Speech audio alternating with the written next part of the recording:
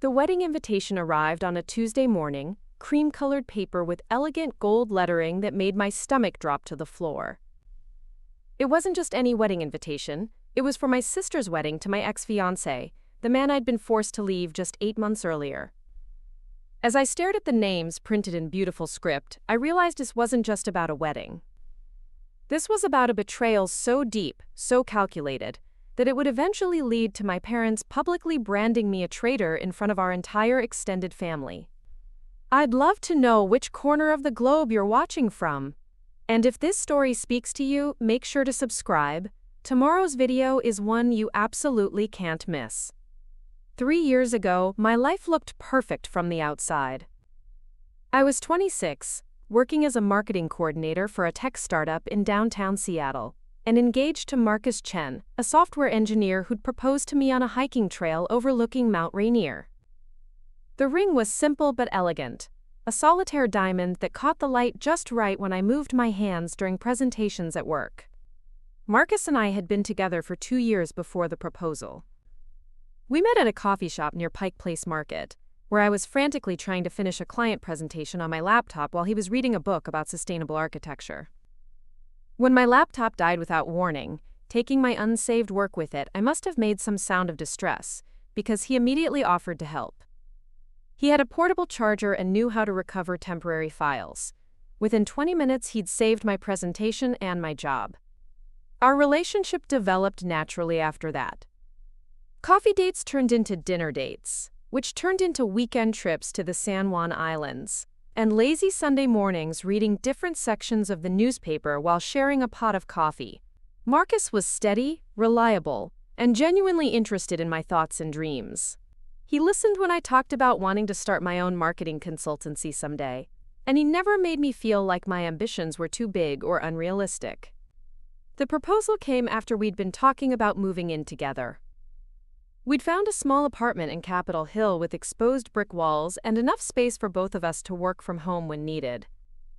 Marcus had been carrying the ring for 3 weeks, waiting for the perfect moment, but he later told me he couldn't wait any longer after I'd spent an entire evening excitedly planning how we'd arrange the furniture.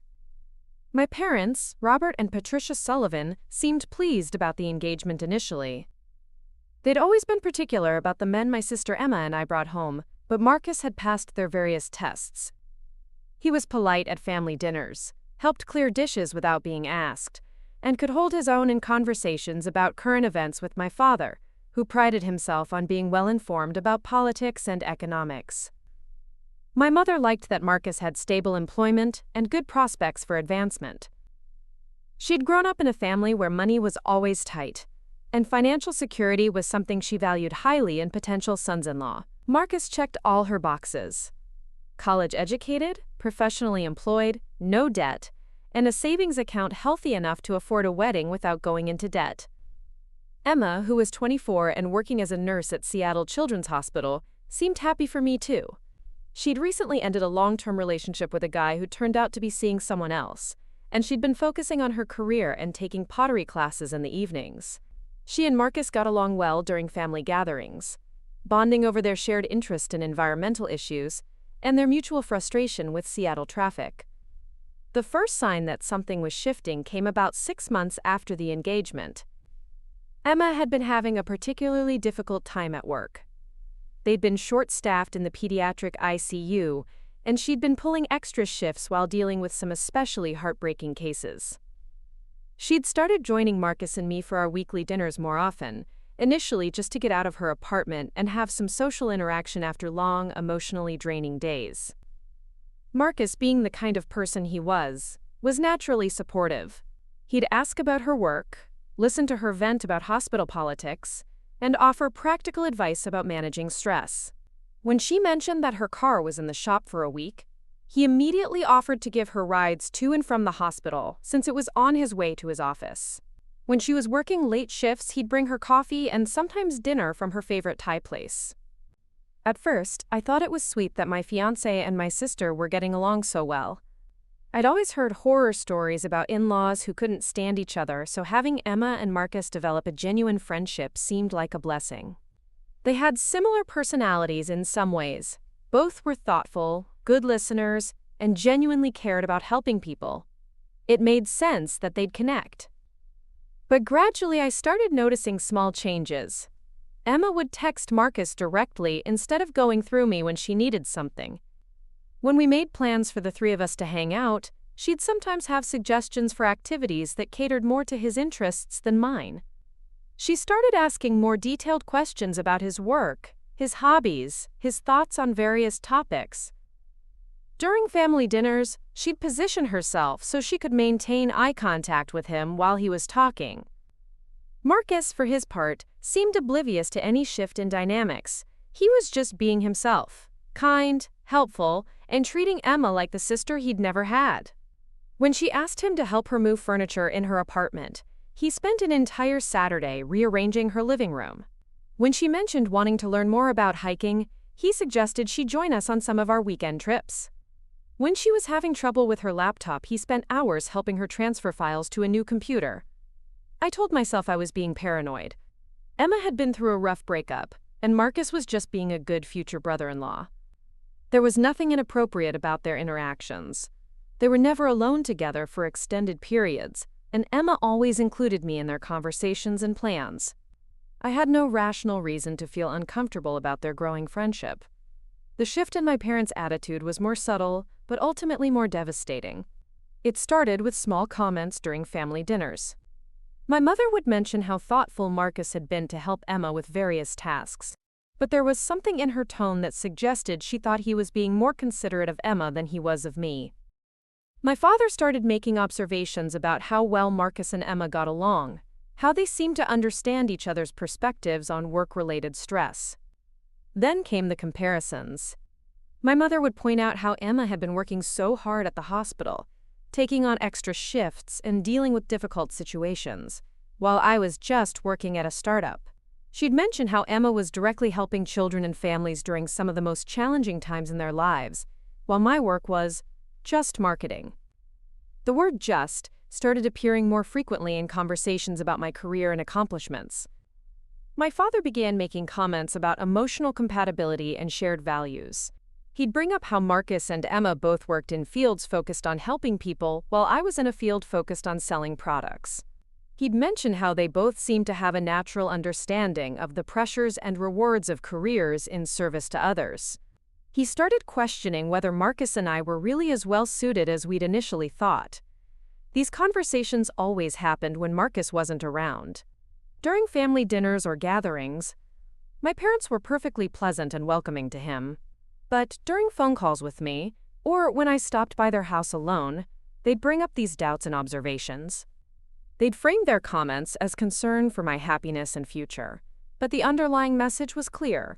Maybe I wasn't the right Sullivan daughter for Marcus. The breaking point came on a rainy Thursday evening in November. I'd gone to my parents' house for dinner, something I'd been doing weekly since I was a teenager. Marcus was working late on a project deadline, and Emma was pulling a night shift at the hospital. It was supposed to be a quiet evening with just the three of us, but the conversation quickly turned to my relationship and upcoming wedding plans. My mother started by asking about the venue, the catering, the guest list, all normal wedding planning topics, but then she shifted to asking about my long-term plans with Marcus. Did I really think we wanted the same things in life? Had I considered that our career paths might pull us in different directions? Was I sure that we were compatible in terms of personality and values? My father joined in, bringing up specific examples of times when Marcus had seemed more engaged and animated while talking with Emma than with me. He pointed out that Marcus and Emma had started texting each other regularly, that they'd developed inside jokes and shared references that I wasn't part of. He suggested that maybe what I was interpreting as a good relationship was actually just Marcus being polite and considerate, while his natural compatibility was with Emma. The conversation went on for over an hour, with my parents systematically dismantling my confidence in my relationship and my worthiness as Marcus's partner. They brought up every small moment of doubt I'd ever expressed, every minor disagreement Marcus and I had ever had, every difference in our personalities or preferences. They painted a picture of a relationship that was doomed to fail, a marriage that would end in divorce and disappointment. But the most devastating part wasn't their criticism of my relationship with Marcus. It was their argument about what would happen to Emma if Marcus and I got married. They talked about how lonely she'd been since her breakup, how hard she'd been working, how much she'd been struggling with depression and anxiety. They said that Marcus had been one of the few bright spots in her life recently, one of the few people who could make her laugh and help her see the positive side of things. According to my parents, if Marcus and I got married, Emma would lose that source of support and friendship. She'd be forced to watch her sister build a life with the person who'd become her closest confidant. She'd have to attend family gatherings and watch us be happy together while she remained alone and struggling. They argued that it would be cruel and selfish of me to proceed with the wedding when I knew it would cause Emma so much pain. They presented it as a choice between my happiness and Emma's well-being. They said that as the older sister, I had a responsibility to consider Emma's needs and feelings. They reminded me of all the times Emma had been there for me when I was struggling, all the ways she'd supported me throughout our lives. They asked me to think about what kind of person I wanted to be. Someone who put her own desires above her sister's mental health and happiness. The conversation ended with them asking me to think seriously about whether I was doing the right thing. They didn't explicitly ask me to break up with Marcus, but they made it clear that they believed the honorable thing to do would be to step aside and let Emma have a chance at happiness with him. They said they'd support whatever decision I made, but they wanted me to make that decision with full awareness of the consequences for Emma. I left their house that night feeling completely shattered. Everything I'd believed about my relationship, my family, and my place in the world had been called into question. I drove around Seattle for 2 hours, trying to process what had happened and figure out what I was supposed to do next. The rain was coming down hard, and the city lights were blurred through my windshield, making everything look distorted and unfamiliar. When I finally got home, Marcus was waiting for me. He'd finished his project and made dinner, even though it was almost 10 o'clock. He took one look at my face and knew something was wrong. He held me while I cried, but I couldn't bring myself to tell him what the tears were really about. How could I explain that my parents had convinced me that our relationship was a mistake, that I was being selfish by wanting to marry him, that my sister's happiness was more important than my own? A lot of love and effort went into bringing this story to life. If you're enjoying it, we'd be so grateful if you'd subscribe to our channel. Now, back to where we left off. Over the next few weeks, the weight of my parents' words settled into my bones like a chronic ache. Every interaction with Marcus became filtered through their observations and criticisms. When he laughed at something Emma said during our weekly family dinner, I found myself analyzing whether he laughed harder at her jokes than mine. When he offered to help her with something, I wondered if he was being genuinely helpful or if there was something more behind his eagerness to assist. The worst part was that Marcus hadn't changed at all. He was still the same thoughtful, caring person I'd fallen in love with. He still brought me coffee in the morning, still listened to my work frustrations, still planned surprise weekend trips to places he knew I'd enjoy. But my parents' poison had worked its way into my thoughts, making me question every gesture, every word, every moment of our relationship. Emma, meanwhile, seemed to be thriving. The extra attention from Marcus had indeed lifted her spirits, and she was more animated and cheerful than she'd been in months. She'd started wearing makeup to family gatherings again, styling her hair in new ways, and buying clothes that were more fashionable than her usual practical scrubs and jeans. She'd also become more physically affectionate with both Marcus and me, hugging us hello and goodbye, touching our arms when she was making a point in conversation. The touching was what started to get to me. Emma had never been a particularly physical person. She'd always been more reserved with casual contact, preferring to show affection through actions rather than touch. But suddenly, she was finding reasons to put her hand on Marcus's shoulder when she was talking to him, to brush against him when she was moving around the kitchen, to sit close enough to him on the couch that their knees would touch. Marcus, being Marcus, didn't seem to notice or think anything of it. He'd grown up in a family where casual physical affection was normal, where people hugged and touched each other frequently during conversations. To him, Emma's increased physical contact was probably just a sign that she was feeling more comfortable and confident.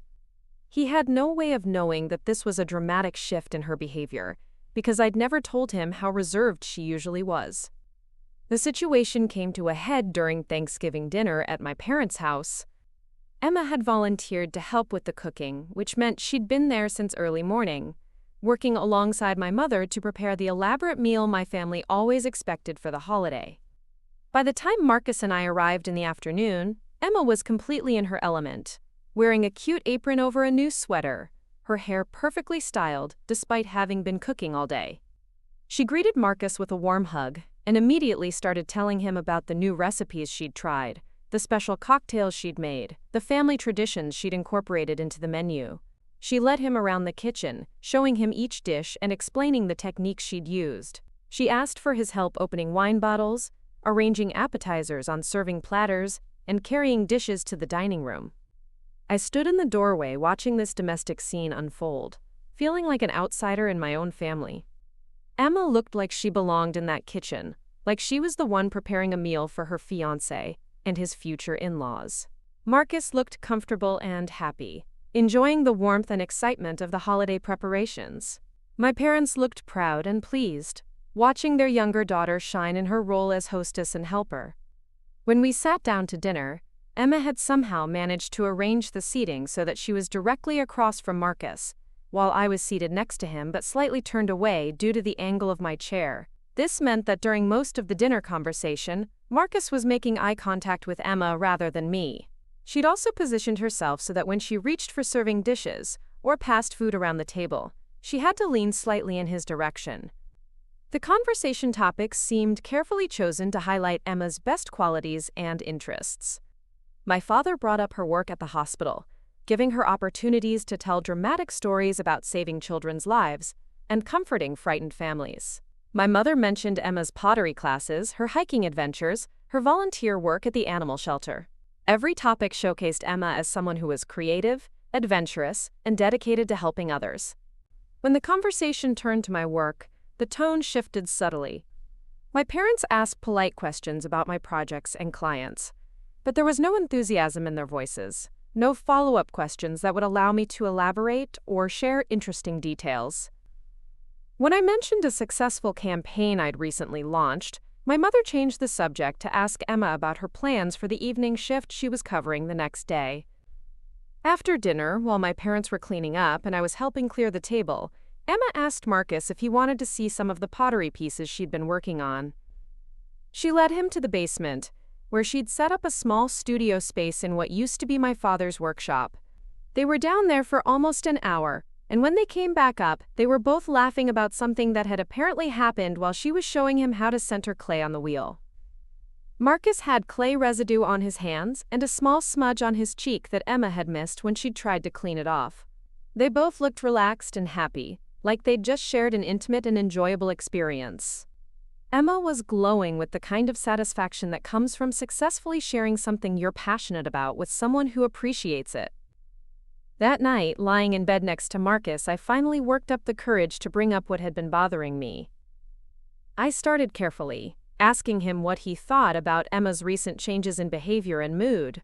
He said he thought it was great that she was feeling better and seemed more confident. He mentioned that she'd been through a rough time with her breakup and work stress, and he was glad to see her coming out of that difficult period. I pressed a little further, asking if he'd noticed how much more affectionate and outgoing she'd become. He said he had noticed, and he thought it was a positive change.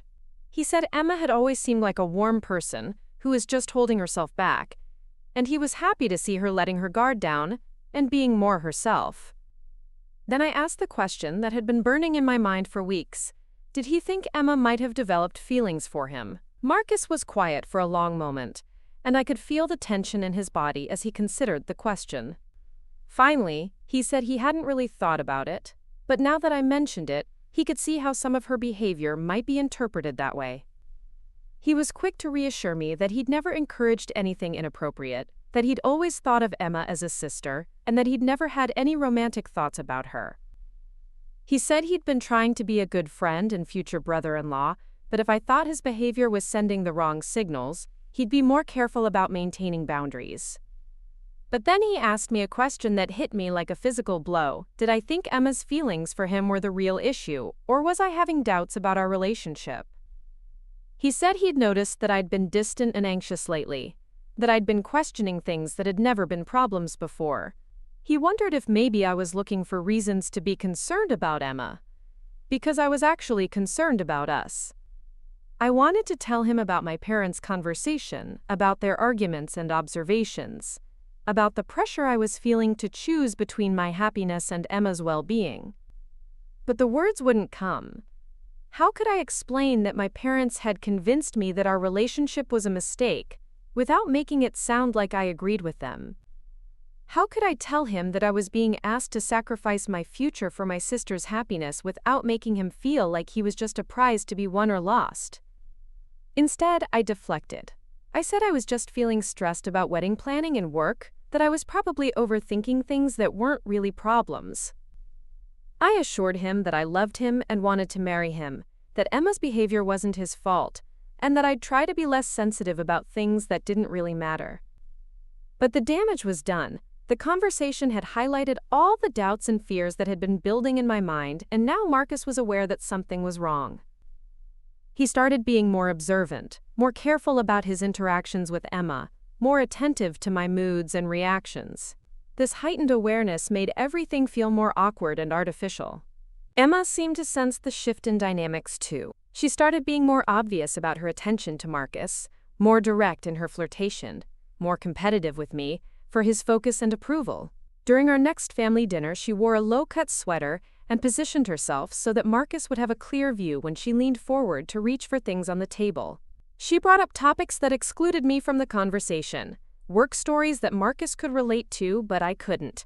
Hiking trails they'd both been on, but I hadn't. Movies they'd both seen, but I hadn't had time to watch.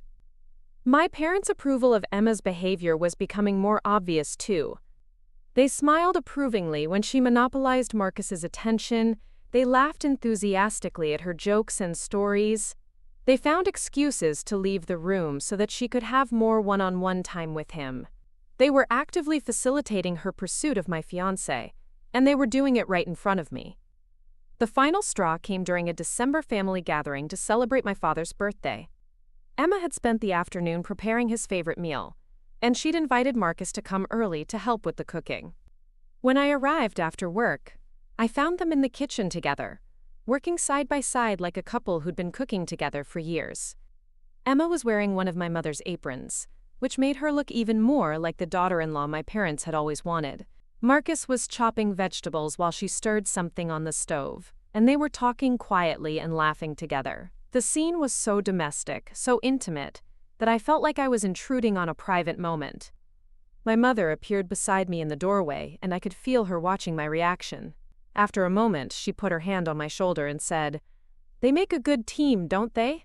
The comment was casual, almost offhand, but it felt like a knife twisting in my chest. She was telling me, without saying it directly, that Marcus and Emma were better suited for each other than Marcus and I were. That night, I made the decision that would change everything. I couldn't continue living with this constant anxiety, this feeling that I was fighting for something that maybe I didn't deserve to have. I couldn't keep watching my sister pursue my fiancé while my parents encouraged her and questioned my worthiness. I couldn't keep pretending that nothing was wrong while my entire family seemed to be conspiring against my happiness. I decided to break up with Marcus. Not because I didn't love him, but because I loved him enough to let him go if that's what would make everyone else happy. I told myself that if he was meant to be with Emma, if they were really better suited for each other, then I should step aside and let them find their happiness together. I convinced myself that this was the noble thing to do, the selfless choice that would prove I was a good sister and a good person. The next morning, I called in sick to work and spent the day crafting what I thought would be the most difficult conversation of my life. The conversation I'd been dreading happened on a cold Saturday morning in mid-December. Marcus had made pancakes and was sitting at our kitchen table, reading the news on his tablet while sipping coffee from the mug I'd bought him for his birthday. The winter sunlight streaming through our windows made everything look deceptively peaceful and normal, like this was just another quiet weekend morning instead of the day I was going to destroy both our lives. I sat down across from him, my hands shaking as I wrapped them around my own coffee mug. Marcus looked up from his tablet, immediately noticing something was wrong. He'd gotten good at reading my moods over the past few weeks, and the expression on my face must have been unmistakable. "We need to talk," I said, and I watched his face change as he registered the weight of those 4 words. He set down his tablet and gave me his full attention, but I could see the wariness in his eyes. I'd rehearsed this conversation a dozen times in my head, crafting careful explanations about growing apart, about realizing we wanted different things, about needing space to figure out what I really wanted. But when the moment came, all my practiced words crumbled away, and I found myself telling him the truth in the most brutal way possible. "I think we should break up," I said, my voice barely above a whisper. "I think you'd be happier with Emma." Marcus stared at me for a long moment, and I could see him processing what I'd just said. His confusion was obvious. This wasn't what he'd been expecting to hear. He'd probably been prepared for a conversation about wedding stress or work pressure or family dynamics, not an accusation that he'd rather be with my sister. "What are you talking about?" he asked, his voice steady but strained. "Where is this coming from?" I forced myself to continue, even though every word felt like glass in my throat.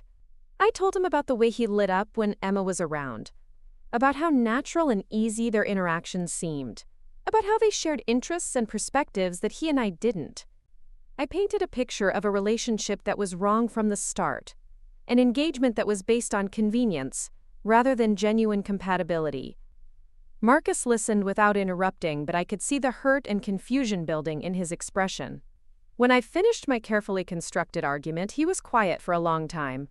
Finally, he asked me the question I'd been dreading most. "Is this what you really think, or is this what someone else has convinced you to think?" The question hit me like a physical blow because it was so accurate. Marcus knew me well enough to recognize when I was parroting someone else's ideas rather than expressing my own feelings. He'd always been able to see through my defenses, to understand what I was really thinking even when I couldn't articulate it myself. But I couldn't admit that my parents had orchestrated this entire situation. I couldn't tell him that I was breaking up with him not because I didn't love him, but because I'd been convinced that loving him was selfish and wrong. Instead, I doubled down on the lie.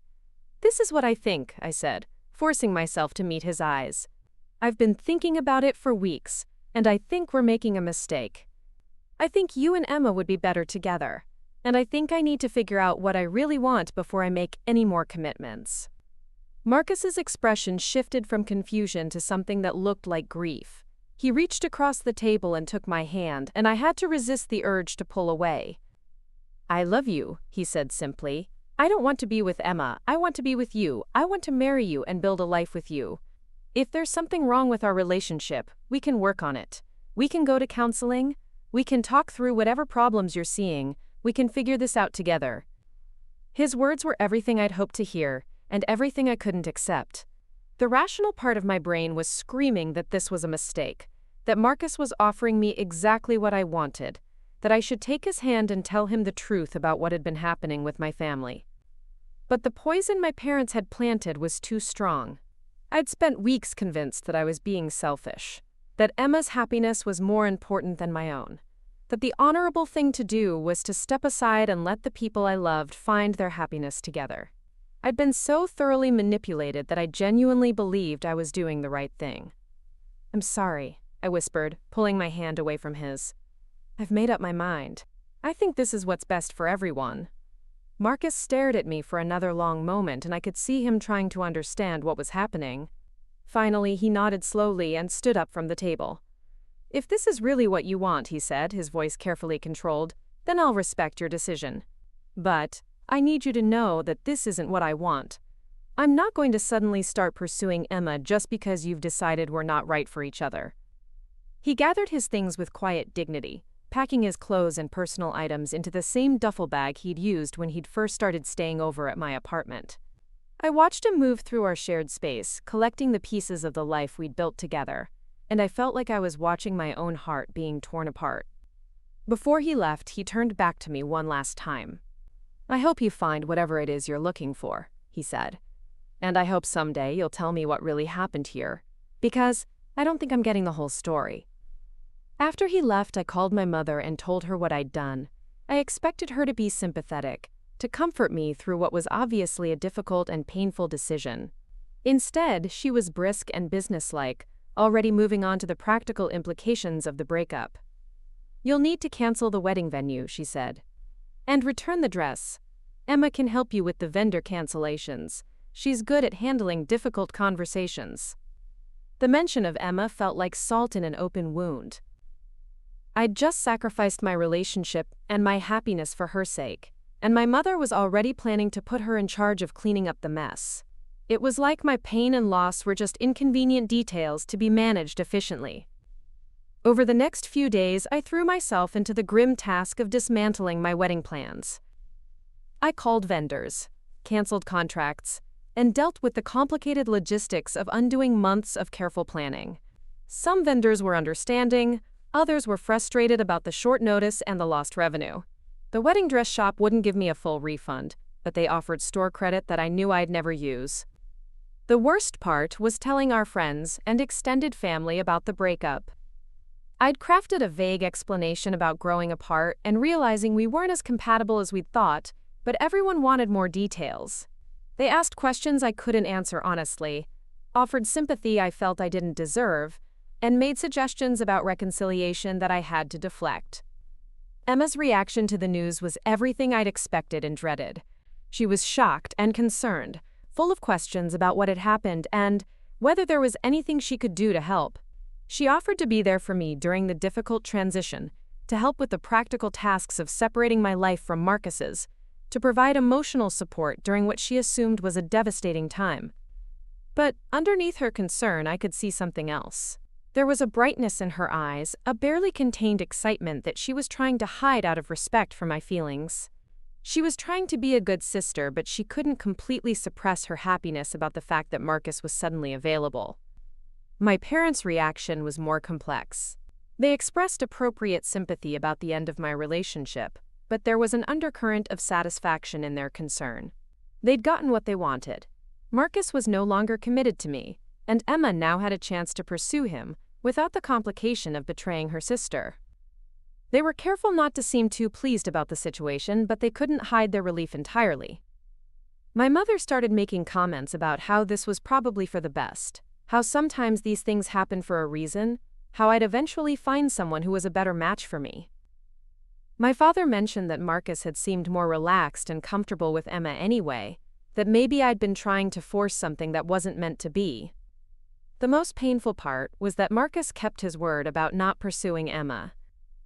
Despite my parents' obvious expectations and Emma's increasingly obvious interest, he maintained his distance from our family. He didn't attend the New Year's Eve party my parents hosted. He didn't accept Emma's invitations to join her for coffee or hiking trips. And he didn't respond to the casual text messages she started sending him. Emma was frustrated by his lack of response, and she started asking me for advice about how to approach him.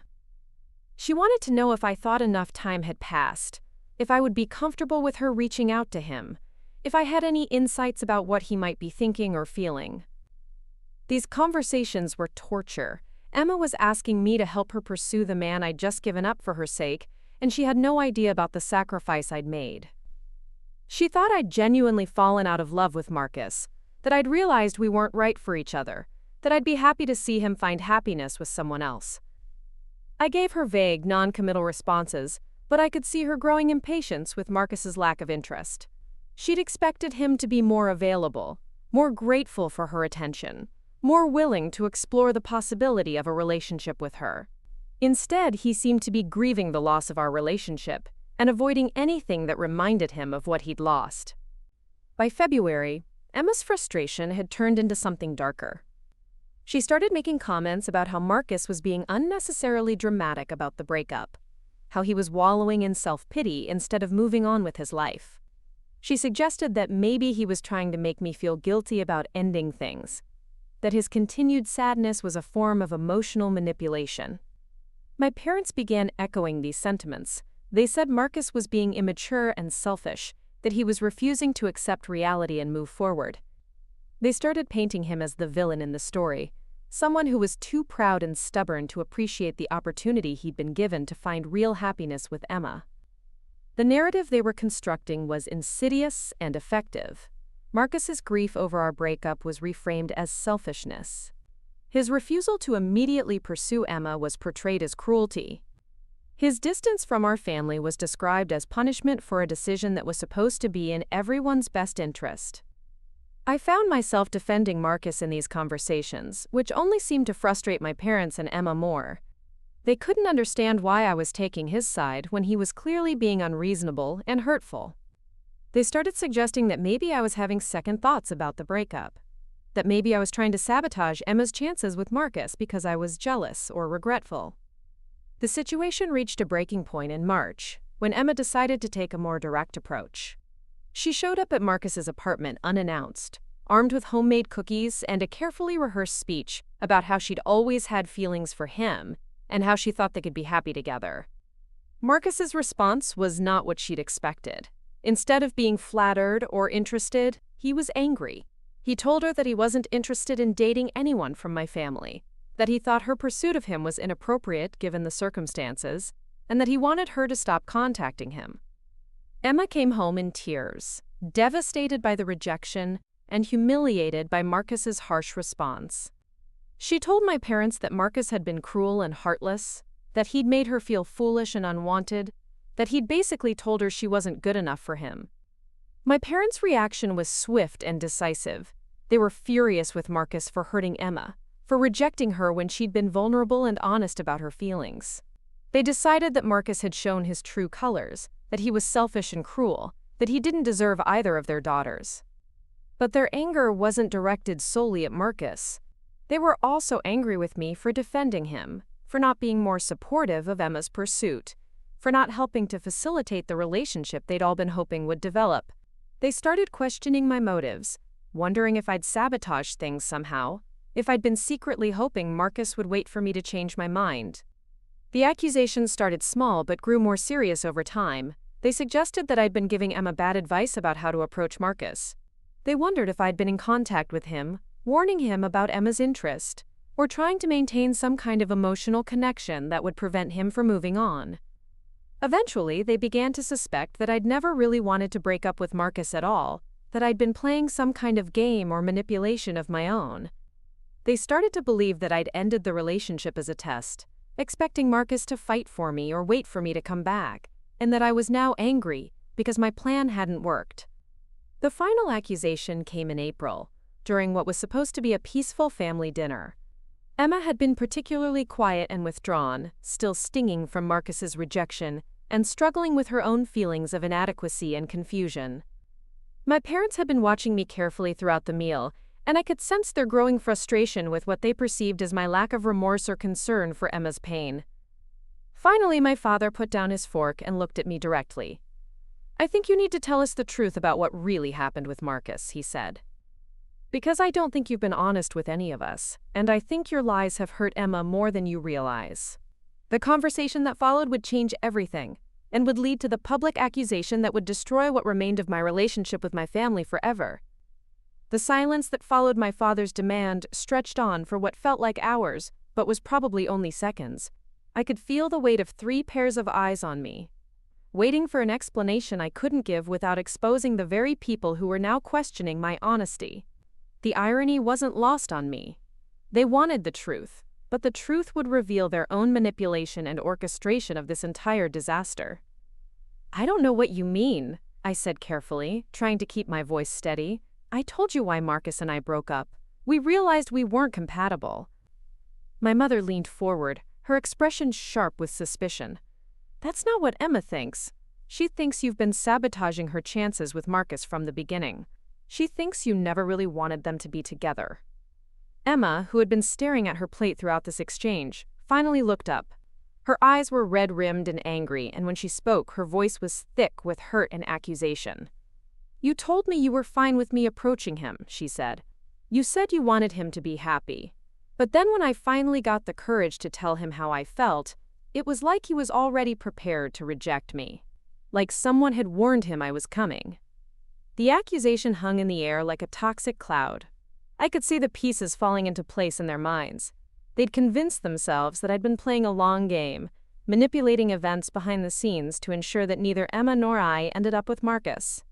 In their version of events, I was the villain who had destroyed everyone's happiness out of spite or jealousy. "That's not true," I said. but my voice sounded weak even to my own ears. I haven't talked to Marcus since we broke up. I have no idea why he rejected Emma, but it wasn't because of anything I did. My father's laugh was bitter and humorless. Do you really expect us to believe that? You break up with a man you supposedly loved, claim you want him to be happy with your sister, and then act surprised when he wants nothing to do with any of us? Either you're lying about your reasons for the breakup, or you're lying about not interfering with Emma's chances. The trap they'd set was perfect and inescapable. If I admitted that I'd broken up with Marcus because they'd convinced me it was the right thing to do, I'd be revealing their manipulation and manipulation. If I maintained that the breakup was my genuine choice, then my subsequent defense of Marcus and my apparent lack of enthusiasm for his relationship with Emma made me look duplicitous and scheming. Emma stood up from the table abruptly, her chair scraping against the hardwood floor with a harsh sound that made everyone flinch. "I can't do this anymore," she said, her voice rising with emotion. "I put myself out there for someone I thought cared about me, someone I thought might actually want to be with me, and I was completely humiliated. And now I find out that my own sister has been working against me this whole time." "Emma, that's not," I started, but she cut me off with a sharp gesture. "Don't," she said, "just don't. I know what I know. Marcus didn't reject me because he wasn't interested. He rejected me because you poisoned him against me somehow. You made sure he'd never see me as anything more than your pathetic little sister who was trying to steal your leftovers." The cruelty of her words hit me like a physical blow. After everything I'd sacrificed for her sake, after giving up the man I loved because I'd been convinced it was what she needed to be happy, she was accusing me of sabotage and betrayal. The injustice of it was so overwhelming that I felt tears spring to my eyes despite my efforts to stay composed. "That's not what happened," I said, my voice breaking slightly. "I would never do that to you. I love you." My mother's expression had hardened into something cold and implacable. "If you love her, then you'll tell us the truth. What did you say to Marcus? How did you make sure he'd reject her?" The questions kept coming, each one more accusatory than the last. They wanted details about conversations I'd never had, explanations for actions I'd never taken, confessions to crimes I'd never committed. They'd constructed an elaborate conspiracy theory with me at the center, and no amount of denial was going to convince them otherwise. As the interrogation continued, I began to realize something that chilled me to the bone. This wasn't just about Emma's rejection or Marcus's unavailability. This was about rewriting history to make me the villain of the entire story. If I was the one who had sabotaged everything from the beginning, then my parents' original pressure to break up with Marcus was justified. If I was a manipulative schemer who had played with everyone's emotions, then their current anger and accusations were righteous. They were protecting themselves by destroying me. The conversation might have continued indefinitely if not for the doorbell ringing. My mother went to answer it, and we could hear her greeting someone in the foyer. A moment later, she returned to the dining room, followed by my Aunt Patricia and Uncle James, my father's sister and brother-in-law who lived across town. "We were just stopping by to," Aunt Patricia began, but she stopped mid-sentence when she saw the tension in the room. Emma's tear-streaked face, my father's grim expression, and my own obvious distress painted a clear picture that something serious was happening. "Is everything all right?" Uncle James asked, looking concerned. My mother and father exchanged a look, and I could see them making a decision in real time. Instead of deflecting or asking for privacy, they chose to air our family's dirty laundry in front of witnesses. "We're just trying to get to the bottom of some very disappointing behavior," my father said, his voice carrying the weight of formal judgment. "It seems we've been lied to about some very important matters." Aunt Patricia settled into a chair, clearly prepared to hear the full story. Uncle James remained standing, but his posture indicated he was staying for whatever revelation was about to unfold. I felt like I was trapped in a nightmare, watching my parents prepare to publicly destroy my reputation in front of extended family. My mother took the lead, laying out their version of events with the skill of a prosecutor presenting a case.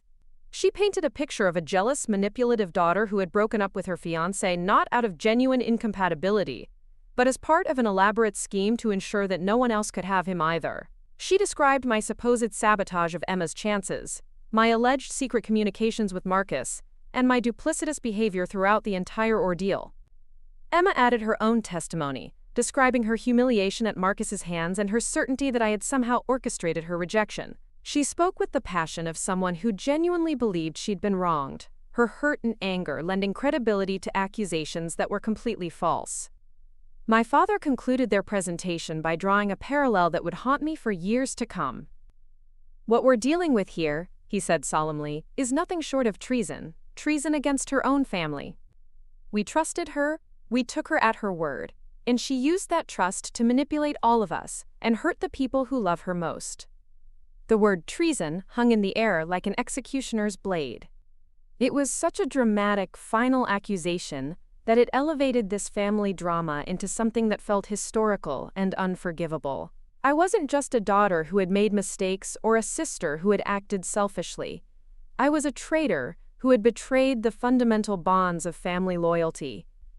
Aunt Patricia and Uncle James listened to this recitation with growing shock and disapproval. They asked pointed questions about my motivations, expressed sympathy for Emma's pain, and made it clear that they found my alleged behavior appalling and inexcusable. "I don't understand how you could do this to your own sister," Aunt Patricia said, shaking her head sadly. "Emma has always looked up to you, always supported you. How could you be so cruel?" I tried to defend myself, to explain that their version of events was completely false, but my protests only seemed to make me look more guilty. Every denial was interpreted as further evidence of my duplicity. Every attempt to point out inconsistencies in their story was dismissed as manipulation and deflection. Uncle James, who had always been fond of me and had often praised my intelligence and ambition, looked at me with genuine disappointment. "I thought you were better than this," he said quietly. "I thought you had more integrity." The public nature of this accusation made everything infinitely worse. It wasn't just my immediate family who now believed I was a treacherous manipulator. It was the beginning of a campaign that would spread to cousins, grandparents, family friends, and anyone else who would listen. My parents had chosen to make my alleged crimes public, ensuring that my reputation within our extended family would be permanently damaged. As Aunt Patricia and Uncle James prepared to leave, promising to think about what they'd heard and clearly planning to discuss it with other family members, my mother made one final pronouncement.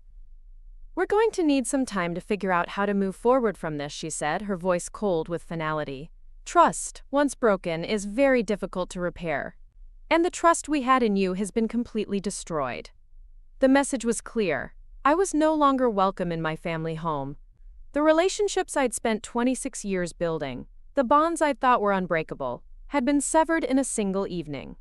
I was being cast out, labeled a traitor, and abandoned by the very people I'd sacrificed everything to please. After our relatives left, the house fell into an oppressive silence. Emma had retreated to her old bedroom, my parents had disappeared into their study, and I was left alone in the dining room where the remnants of our interrupted dinner still sat on the table like evidence of a crime scene.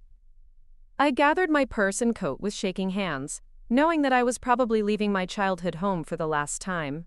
As I reached for the door handle, my mother appeared in the hallway. "I hope you're satisfied," she said quietly. "I hope whatever game you were playing was worth destroying your family." I wanted to scream at her, to tell her that she and my father were the architects of this entire disaster, that they had manipulated me into destroying my own happiness and then blamed me for the consequences. I wanted to force her to acknowledge her own role in the tragedy she was now pinning entirely on me. But I knew it was useless. They had committed so completely to their version of events that the truth had become irrelevant. They needed me to be the villain in order to live with what they had done, and no amount of evidence or explanation was going to change that. Instead, I walked out into the cold April night, leaving behind not just my family home but my entire identity as a Sullivan daughter. I was now something else entirely, a traitor, an outcast, a cautionary tale about the dangers of putting personal desires above family loyalty. What I didn't know was that this was only the beginning. The public accusation of treason was about to become the foundation for a campaign of character assassination that would reach every corner of our social and professional networks. My parents had declared war, and they intended to win by completely destroying any possibility of sympathy or support for my side of the story. The real battle was just beginning. The weeks following my exile from the family felt like living in an alternate reality where everything I'd once believed about my life had been turned upside down. Within days of the treason accusation, I started receiving texts and calls from cousins, family friends, and even some of my coworkers who had somehow heard versions of the story. The narrative had spread like wildfire through our social networks, each retelling becoming more damaging and distorted than the last. My cousin Rachel called me 3 days after the dinner incident, her voice tight with disappointment. "I can't believe you would do something like this to Emma," she said without even greeting me first. "She's been crying for weeks because of what you did to her." "What exactly do you think I did?" I asked, genuinely curious about which version of events had reached her.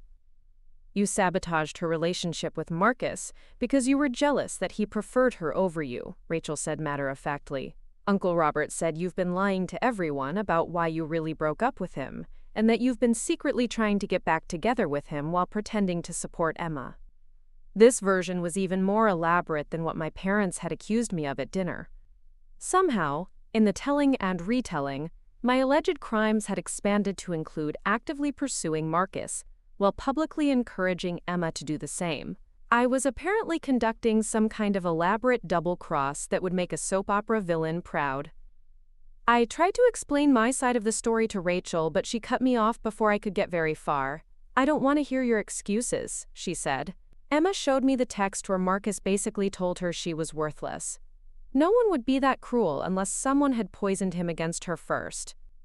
The conversation ended with Rachel telling me that I wasn't welcome at her upcoming baby shower, an event I'd been looking forward to for months. It was my first taste of how thoroughly I was being cut off from the extended family network that had been such a central part of my life. But social isolation was only the beginning. My parents had apparently decided that destroying my family relationships wasn't sufficient punishment for my alleged betrayal. They began reaching out to mutual acquaintances, people from my professional network, even neighbors from the apartment building where Marcus and I had lived together. I discovered the extent of their campaign when my supervisor at work, Jennifer Martinez, called me into her office on a Thursday morning. Jennifer and I had always had a good working relationship, and she'd been supportive when I'd needed to take time off to deal with my wedding cancellations. But when I sat down across from her desk, her expression was troubled and uncomfortable. "I received a very concerning phone call yesterday," she said carefully. "Someone claiming to be your mother called to inform me about some serious character issues that she thought I should be aware of as your employer." My blood ran cold. "What did she tell you?" Jennifer consulted some notes on her desk. "She said that you had been caught in a pattern of manipulation and dishonesty within your family, and that these behaviors might extend to your professional life as well. She suggested that I should be careful about trusting you with sensitive client information or important projects." The audacity of my mother's actions left me speechless. She hadn't just destroyed my family relationships. She was actively trying to sabotage my career. The woman who had raised me, who had supposedly loved me unconditionally, was attempting to destroy my ability to support myself financially. "Jennifer," I said, trying to keep my voice steady, "I can explain what's really happening here." To her credit, Jennifer listened to my side of the story with patience and professionalism. I told her about the pressure I'd received to break up with Marcus, about my parents' manipulation, and about how they were now rewriting history to make me the villain. I explained that my mother's phone call was part of a campaign of retaliation because I wasn't accepting their version of events. When I finished, Jennifer was quiet for a long moment. Finally, she leaned back in her chair and sighed. "This puts me in a very difficult position," she said. "I have no way of knowing which version of these events is true, and frankly, I don't want to be involved in your family drama. But I can't ignore the fact that your personal life is now affecting your professional reputation." The message was clear. While Jennifer wasn't going to fire me outright, my standing at the company had been seriously damaged. I would need to work twice as hard to prove my trustworthiness, and any future mistakes would be viewed through the lens of my mother's accusations about my character. As April turned into May, the isolation became more complete. Friends who had known both Marcus and me started avoiding me, clearly uncomfortable with the conflicting stories they were hearing. Some believed my parents' version of events, while others simply didn't want to get involved in what they saw as a messy family drama. The few people who did reach out to check on me were shocked by what they heard. My college roommate, Sarah, called after running into Emma at a mutual friend's birthday party. "She's telling people that you basically tortured her for months," Sarah said, her voice filled with disbelief. "She's saying that you pretended to support her relationship with Marcus while secretly undermining her at every turn. But that doesn't sound like you at all." Sarah's support meant everything to me, but it also highlighted how isolated I'd become. She was one of the only people in my life who knew me well enough to question the narrative my family was spreading. Everyone else was either believing the lies or deciding it was safer to stay away from the drama entirely. The most devastating blow came in late May, when I received an envelope in the mail with no return address. Inside was a wedding invitation, cream-colored paper with elegant gold lettering that made my heart stop. Emma Sullivan and Marcus Chen were announcing their engagement and upcoming wedding. I stared at the invitation for a long time, trying to process what I was seeing. Despite everything that had happened, despite Marcus's rejection of Emma and his clear statement that he wasn't interested in dating anyone from my family, somehow they had ended up together after all. The wedding was scheduled for August, just 4 months away. The venue was the same botanical garden where Marcus and I had originally planned to get married. Even the date was close to what would have been our wedding day. I called Sarah immediately, needing someone to confirm that what I was seeing was real. "Oh, honey," she said when I told her about the invitation. "I'm so sorry. I heard rumors that they were dating, but I didn't want to tell you until I was sure." "How?" I asked, my voice barely above a whisper. "How did this happen?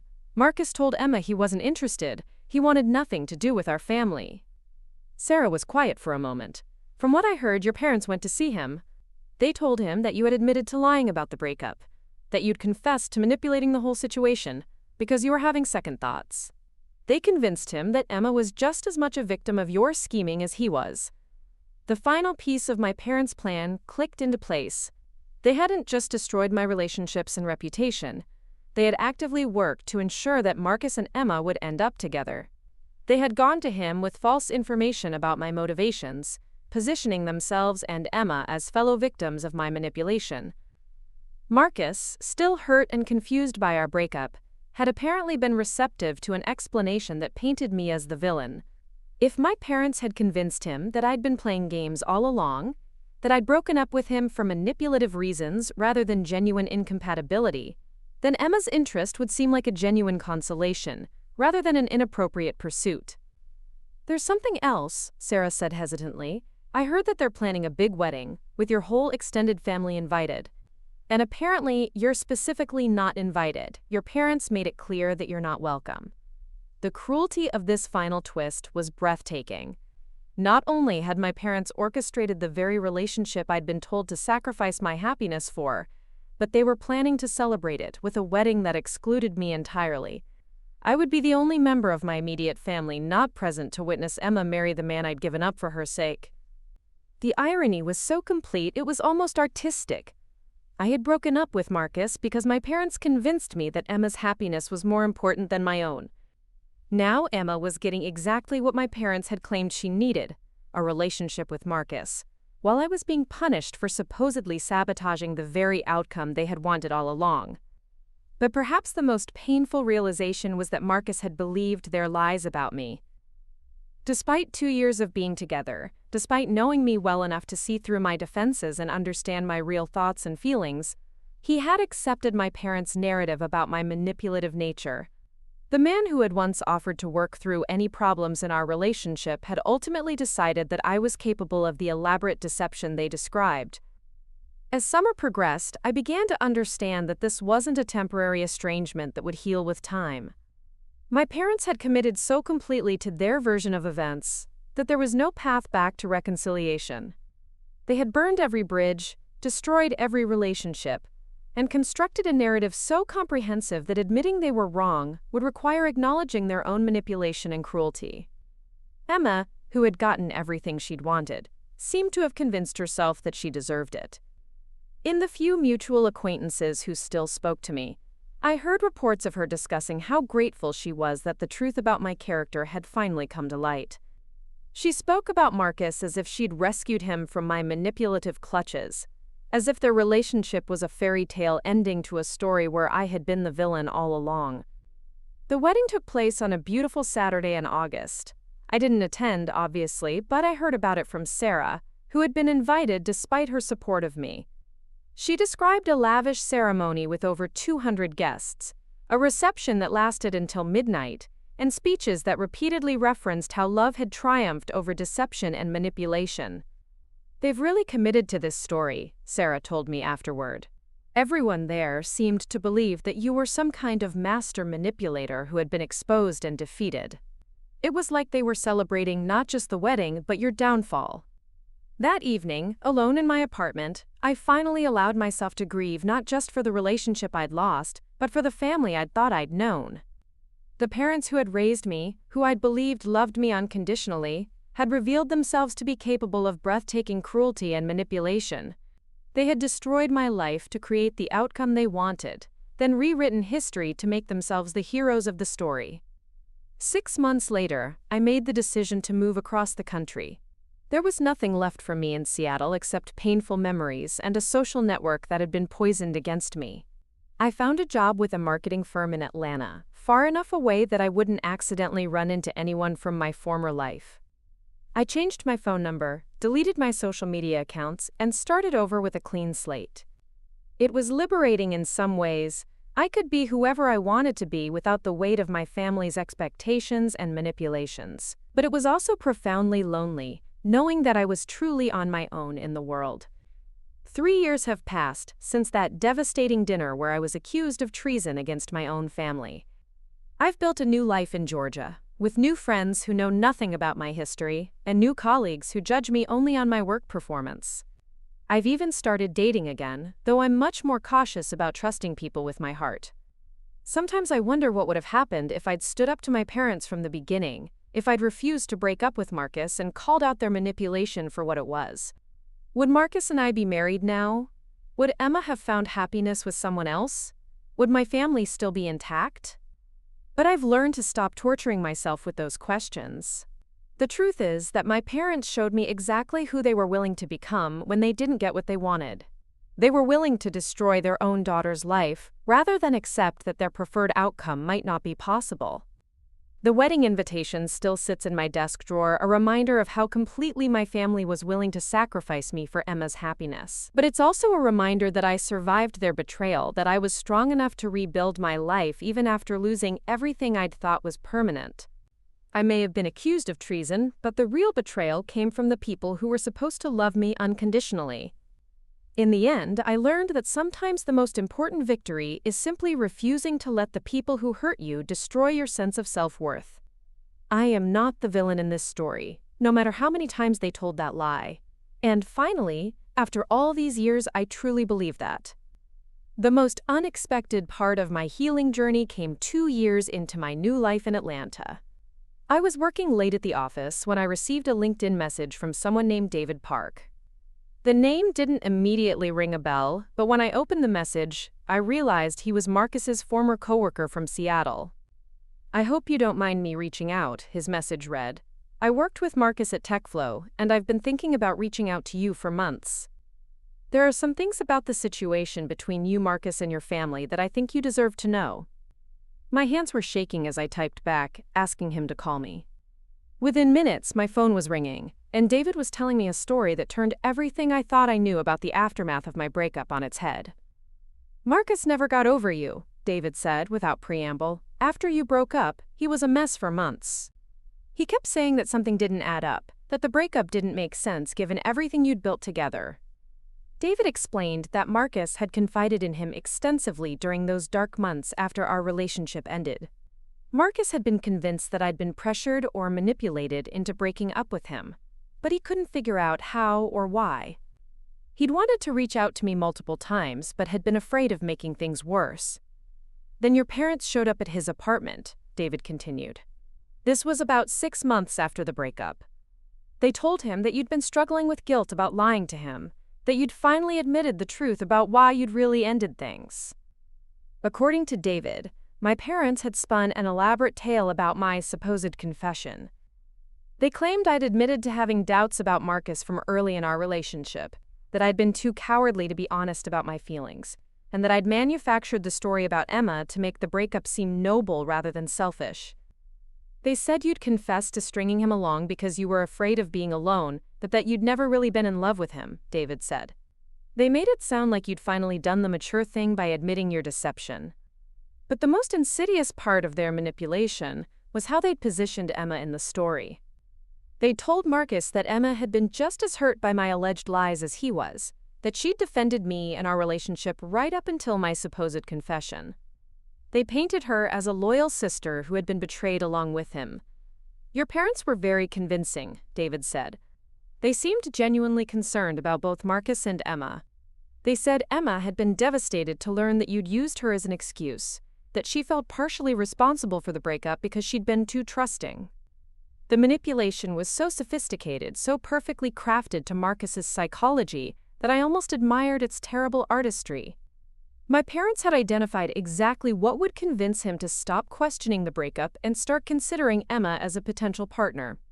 They'd made him feel like he and Emma were fellow victims of my elaborate deception. Marcus bought it completely, David admitted. He was so hurt by what he thought was your final betrayal that he stopped questioning anything. When Emma started reaching out to him for comfort, it seemed natural and healing rather than inappropriate. David had watched this unfold with growing unease, but he'd been torn between loyalty to his friend and suspicion about the too convenient narrative my parents had provided. It wasn't until Emma and Marcus's engagement announcement that he'd started asking harder questions. I ran into your cousin Rachel at a coffee shop last month, David said. She was going on about how terrible you'd been to your family, but some of the details she mentioned didn't match what your parents had told Marcus. The timelines were off, the motivations didn't make sense. Curiosity had led David to do some investigating of his own. He had reached out to other mutual acquaintances, pieced together different versions of the story, and realized that the narrative my parents had sold to Marcus was full of inconsistencies and impossibilities. I think Marcus is starting to have doubts too, David said carefully. He's been asking questions about you lately, wondering how you're doing, whether anyone has heard from you. I think part of him knows something isn't right, but he's in too deep now to acknowledge it. The conversation with David lasted for over 2 hours. He filled in gaps in my understanding of how the manipulation had worked, how my parents had systematically approached different people with carefully tailored versions of their story. He also confirmed my suspicions that the wedding had been as much about celebrating my downfall as it had been about celebrating Emma and Marcus's union. Your absence was definitely felt, he said. Not by everyone. A lot of people bought into the story about why you weren't there. But some of the older family members seemed uncomfortable with the whole situation. Your grandmother kept asking where you were. Learning that my grandmother had questioned my absence hit me harder than I'd expected. She'd been one of the most important people in my childhood, and I'd assumed she'd been turned against me along with everyone else. The possibility that she might have seen through my parents' manipulation, that she might have missed me at Emma's wedding, opened a wound I'd thought had healed. But David's most important revelation came at the end of our conversation. I've been thinking about reaching out to Marcus, he said. Not to break up his marriage or cause drama, but because I think he deserves to know the truth about what happened. What your parents did to both of you was wrong. I asked him not to do anything that might hurt Marcus or Emma further. Despite everything that had happened, I didn't want to be responsible for destroying their marriage or causing them pain. They'd built a life together based on lies, but those lies had become their reality. I understand, David said, but I also think you deserve to have someone in your corner who knows the truth. Marcus isn't the only person your parents manipulated. There are others who might want to know what really happened. After we hung up, I spent the night processing everything David had told me. In some ways, learning about the extent of my parents' manipulation was validating. It confirmed that I hadn't been crazy or paranoid, that there really had been a conspiracy against my happiness. But it was also devastating to understand how thoroughly they'd poisoned every relationship I'd cared about. The knowledge that Marcus had doubts about the narrative he'd been fed was both comforting and heartbreaking. Part of me wanted to believe that he might eventually see through the lies and understand what had really happened. But another part of me knew that the truth would destroy his marriage and his relationship with Emma, and I couldn't wish that kind of pain on anyone. 6 months after David's call, I received an unexpected package at my Atlanta apartment. Inside was a small jewelry box containing my grandmother's pearl earrings. the ones she'd always promised would be mine someday. There was no note, no return address, but somehow I knew she'd sent them. The earrings were her way of telling me that she hadn't forgotten about me, that she didn't believe everything she'd been told about my character. It was a small gesture, but it meant everything to me. For the first time in years, I felt like someone from my original family still loved me. That package gave me the courage to make a decision I'd been avoiding for months. I hired a private investigator to help me track down my grandmother's contact information. I wanted to write to her, to tell her my side of the story, to let her know that I was alive and well and building a good life for myself. The letter I eventually sent was careful and measured. I didn't ask her to choose sides or confront my parents about their behavior.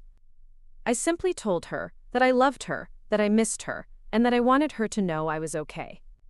I included my new contact information and told her she was welcome to reach out if she ever wanted to talk. 3 weeks later, my phone rang on a Sunday morning. When I answered, I heard a familiar voice that brought tears to my eyes. "Hello, sweetheart," my grandmother said. "I've been wondering when you were going to call. Looking for more? We've got 2 amazing stories ready for you right on screen. If this one touched you, these are absolutely worth your time.